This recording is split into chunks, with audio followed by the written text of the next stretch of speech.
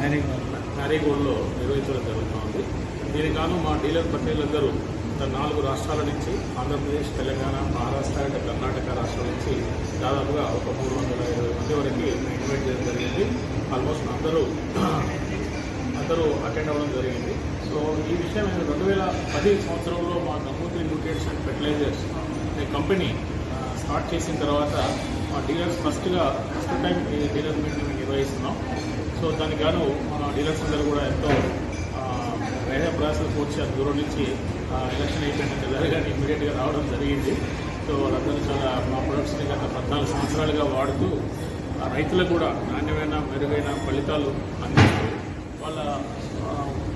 వాళ్ళ ఏరియాలలో సో గంగోత్రి యొక్క బ్రాండ్ని బాగా ఎస్టాబ్లిష్ చేయడానికి సో వాళ్ళ కృషి కానీ ఎంతో తోడ్పడింది.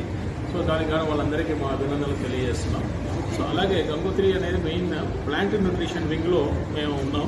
సో ఏదైనా సాయిల్ ఇప్పటి నుంచి కొన్ని వందల సంవత్సరాల నుంచి రసాయనిక ఎరువులు వాడుతూ సో సాయిల్ అయితే మామూలుగా పాడైపోయి రిజనరేషన్ కోసం వాడే ప్లాంట్ న్యూట్రిషన్ వింగ్ని సో ఆర్గానిక్ కార్బన్ కానీ ఆర్గానిక్ కర్బన శాతాన్ని ఎలాగైతే మన రసాయనిక ఎరువులు వాడడం వల్ల భూమిలో తగ్గుదల, ఉదజని సూచిక ఇంబ్యాలెన్సెస్ వల్ల మామూలుగా వాడే రైతు పద్ధతులలో రసాయనిక ఎరువులు వాడినా కానీ భూమి అది తీసుకోలేని పరిస్థితుల్లోకి వెళ్ళిపోవడం జరిగింది.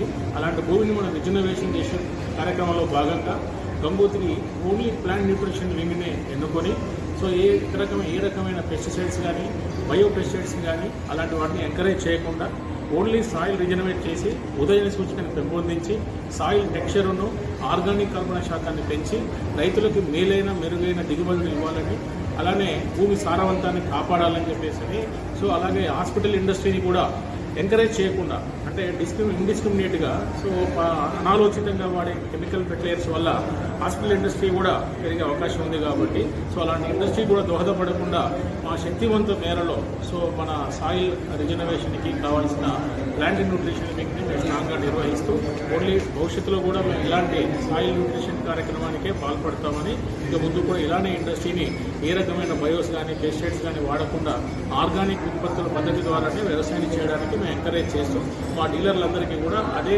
ఇవాళ మెసేజ్ ఇచ్చాము, మేము ఇవ్వాలనుకుంటున్నాం.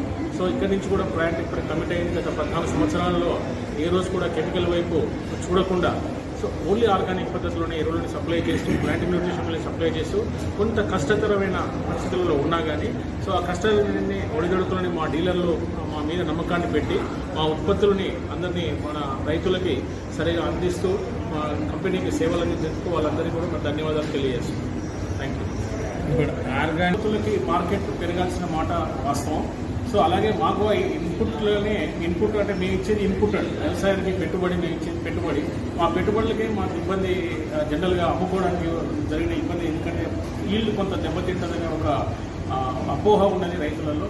కానీ దీన్ని వాడి చూసిన తర్వాత కాయ పరిమాణం కానీ సైజు కానీ లేక నాణ్యత కానీ ఒక 3-4 రోజుల వరకు కూడా పాడు కాకుండా నాణ్యతగా ఉండే అవకాశం ఉంది. కాబట్టి ఆర్గానిక్ ఉత్పత్తులు బెటర్గా మార్కెటింగ్ చేసుకోగలిగితే సో ఈ సొల్యూషన్ ఉందండి. దానికి ఒక లేఅవుట్ ప్లాట్ఫామ్స్ వచ్చాయి, 24 ఆర్గానిక్ అని ఇలాంటి మినీ ప్లాట్ఫామ్స్ వచ్చాయి. ఆ ప్లాట్ఫామ్స్ని ఉపయోగించుకొని రైతులు దాన్ని గుర్తించిన వాళ్ళు, దాని విలువ తెలిసిన వినియోగదారులు ఉన్నారు.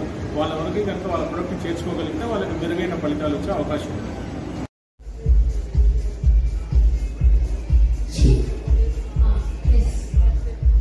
ఇప్పుడు మరి కాసేపట్లో నిశిత డాన్స్ గ్రూప్ నుంచి మనకు ఒక మంచి ప్రార్థన గీతంతో మన